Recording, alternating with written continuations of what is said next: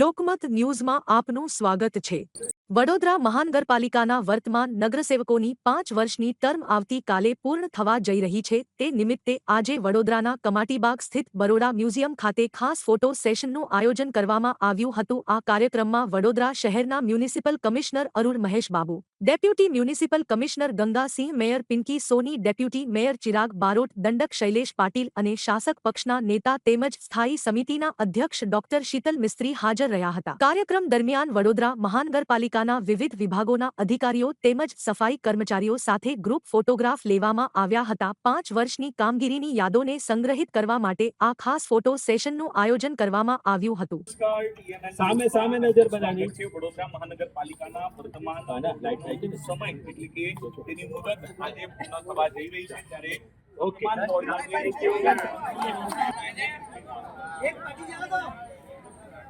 નેતા જોડે વાત કરી છે મેં નેતા જોડે વાત થઈ ગઈ છે ભાઈ ઘરમાં ફોટો વડોદરા શહેર કલા અને સંસ્કૃતિની નગરી એવી વડોદરા શહેર આજે આવતીકાલે એટલે કે 10મી માર્ચે જ્યારે આ બોર્ડની પૂર્ણાહુતિ છે ત્યારે વડોદરા મહાનગરપાલિકાની પ્રણાલિકા મુજબ સમગ્ર બોર્ડ અને અધિકારીશ્રીઓની ટીમ સાથે અહીં સાથે મળી અને ગ્રુપ ફોટોનું આયોજન કરવામાં આવ્યું હતું, જેમાં સૌએ સાથે મળી અને આજે ગ્રુપ ફોટો પાડ્યો છે। વડોદરા શહેર અને વડોદરા મહાનગરપાલિકાના સર સયાજીરાવ સભાગૃહમાં પોતપોતાના વિસ્તારનું પ્રતિનિધિત્વ કરતા મારા સૌ સાથી સભાસદશ્રીઓ સૌએ સાથે મળી અને 5 વર્ષ દરમિયાન પછી તે વડોદરા શહેરના વિકાસની ગતિને પ્રગતિ આપવાની હોય, લોકોના પ્રશ્નોના નિકાલ હોય, સમસ્યાઓના નિવારણ હોય કે કોઈક નવા આકર્ષણોનો ઉમેરો કરવાનો હોય, અમારી આગળનું 2.5 વર્ષ પહેલાનું પદાધિકારીશ્રીઓનું બોર્ડ હોય, આ બોર્ડ હોય કે એની આગળના બોર્ડ અને વડોદરા શહેરનું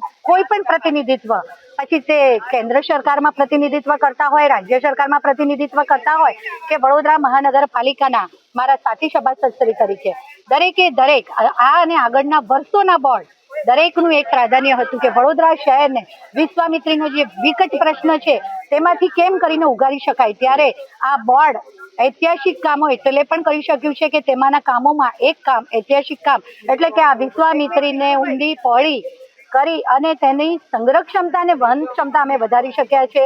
આજવા સરોવર જે આપણા રાજા એટલે સર સયાજીરાવ ગાયકવાડજી દ્વારા આપણને આપેલું નજરાણું, જેના થકી મોટા ભાગના વિસ્તારોમાં આજે પીવાના પાણી પહોંચે છે, ત્યારે તેને પણ ડ્રેજિંગ કરી અને તેની પણ સંગ્રહ ક્ષમતામાં વધારો કર્યો છે। પ્રતાપપુરા સરોવરનો પણ સંગ્રહ ક્ષમતામાં વધારો કર્યો છે। તો દેણા ખાતે એક નવીન તળાવનું આયોજન કરી અને તેનું પણ સંગ્રહ ક્ષમતા અને પાણીના એક નવા સ્ત્રોત તરીકે અમે વિકસાવી શક્યા છે।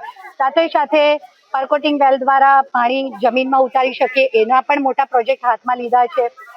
ટૂંકમાં કહીશ કે 1200 જેટલા મારા સફાઈ સેવક ભાઈઓ તથા બહેનો માટે અમે 1200 જેટલા નવા મહેકમ ઊભા કરી અને વડોદરા શહેરને સ્વચ્છતાના માર્ગે સ્વાસ્થ્ય સમૃદ્ધિનો વૈભવ અર્પણ કરતા એવા સફાઈ મિત્રો માટે પણ આ બોર્ડ જ્યારે નિર્ણય લઈ શક્યું છે, ત્યારે આપ મીડિયાના માધ્યમે મીડિયા કે જેમણે આ 5 વર્ષ વડોદરા મહાનગરપાલિકા હોય કે વડોદરા મહાનગરપાલિકા દ્વારા થતા વિકાસના કામો હોય કે સમસ્યાના નિવારણ પૂરેપૂરી પારદર્શિતાથી મારા વડોદરા શહેરના પ્રત્યેક નાગરિક સુધી દરેક વિષય પહોંચાડ્યો છે।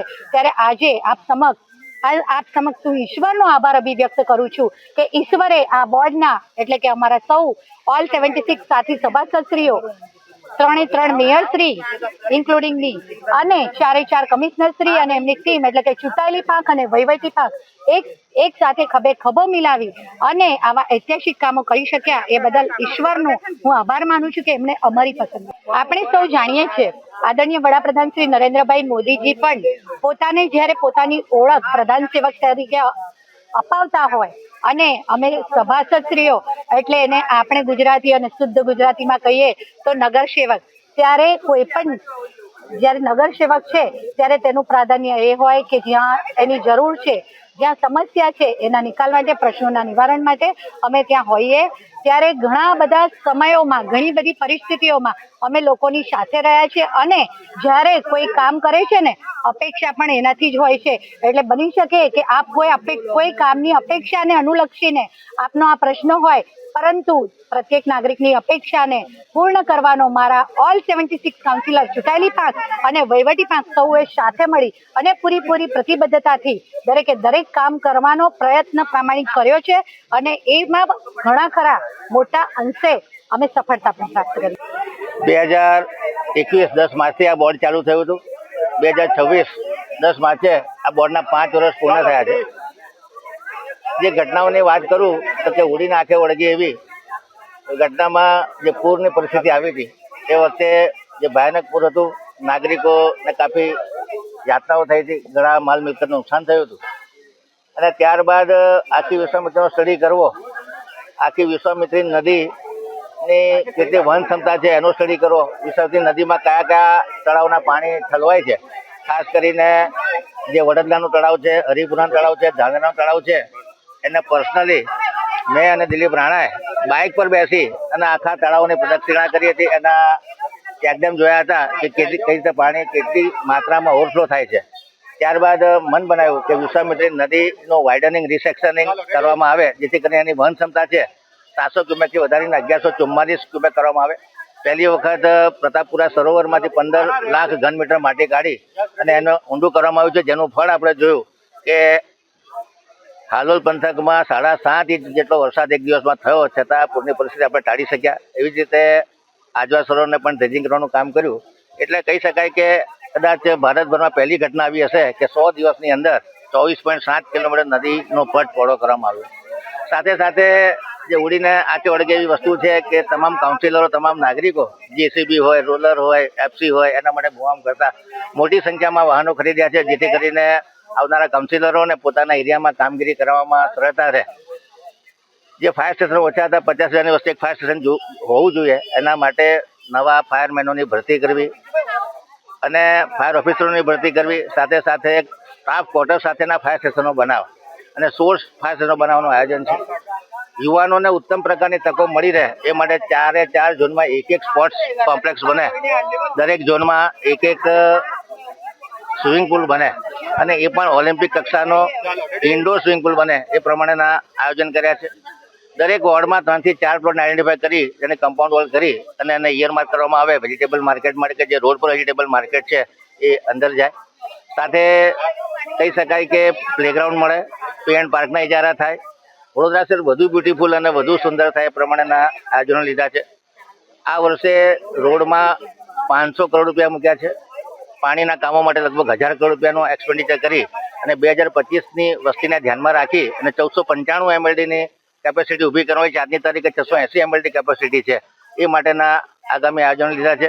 નિમેટાના 2 WTP ચાલી રહ્યા છે. રાયકાનો WTPનું કામ ચાલી રહ્યું છે. આવનારા સમયમાં અનગઢનો 150 MLDનો WTP બનવા જઈ રહ્યો છે.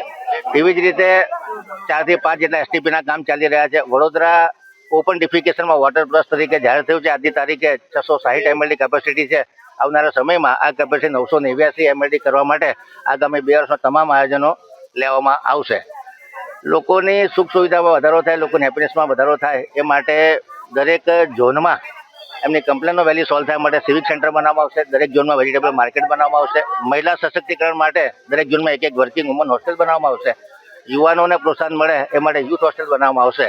કહેવાનો મતલબ કે વડોદરા શહેરનો સર્વાંગી વિકાસ થાય, સર્વ સમાવેશક વિકાસ થાય અને ખાસ કરી અને સર્વ સમાવેશકમાં ગરીબોને પોતાના ઘરનું ઘર મળે. આવનારા 2 વર્ષમાં 10,000 જેટલા મકાનો બનાવવાનું આયોજન છે.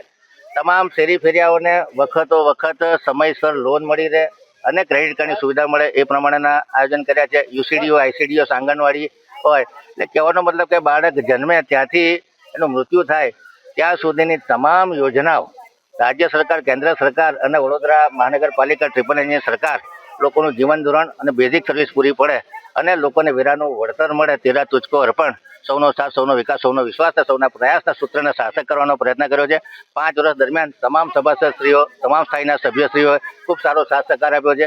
તમામ મીડિયાના મિત્રો, ધારાસભ્યશ્રીઓ અને સંસદ સભ્યશ્રીઓ એમના પોતાના માર્ગદર્શન સૂચનો કર્યા છે. એના આધારે વડોદરા શહેરનો સર્વાંગી વિકાસ અને 3 ગણી સ્પીડથી કે જે કેપિટલ એક્સપેન્ડિચરમાં 600 કરોડનું કરતા હતા, આજની તારીખે અમારો 1800 થી 1900 કરોડનો ટાર્ગેટ છે. એટલે કહી શકાય કે 600 કરોડથી 1900 કરોડની સફર સ્પીડ, સ્કેલ, સેટિસ્ફેક્શન અને ક્વોલિટી સાથે અમે પ્રામાણિકપણે વડોદરા શહેરના નાગરિકોની સેવા કરી રહ્યા છે. આજના પ્રસંગે તમામ કાઉન્સિલરોને આવનારી જિંદગી સુખમય રહે, એમની યશ કીર્તિમાં વધારો થાય, વડોદરાના નાગરિકોની સેવા કરવાની પ્રભુ એમને પ્રાર્થના આપે એવી શુભેચ્છા આપું છું. તમામ અધિકારી વર્ગો જે સારી ક્વોલિટીના સમયસર કામ પૂર્ણ થાય એ માટે એક્ઝિક્યુશનમાં મદદ કરી છે. તમામ અધિકારીશ્રીઓનો હું આભાર વ્યક્ત કરું છું. સાથે સાથે સફાઈ કર્મચારીઓએ પૂરની પરિસ્થિતિ વખતે વડોદરા શહેરને રોગમાંથી ઉગારવાનું કામ કર્યું અને સફાઈ સેવકો સ્વાસ્થ્ય સેવકો બની ગયા, ત્યારે આજે એમને પણ પ્રોત્સાહન મળે એમની સાથે પણ ફોટો સેશન કર્યું છે. આજના દિવસે કાઉન્સિલરો સાથે, તમામ અધિકારીઓ સાથે અને સફાઈ કર્મચારીઓ સાથે ફોટો સેશનનું આયોજન કરવામાં આવ્યું છે. આજના પ્રસંગે તમામ પદાધિકારી, ખાસ કરીને વડોદરાના પ્રથમ નાગરિક શ્રીમતી પિંકીબેન સોની, ડેપ્યુટી મેયર શ્રી ચિરાગ બારોટ, નેતા મનોજભાઈ પટેલ, દંડક શ્રી શૈલેષભાઈ પાટીલ, માન્ય મ્યુનિસિપલ કમિશનર શ્રી અરુણ મહેશ બાબુ, તમામ ડેપ્યુટી કમિશનર લોકો હાજર રહ્યા હતા. તમામને ખૂબ ખૂબ શુભેચ્છાઓ.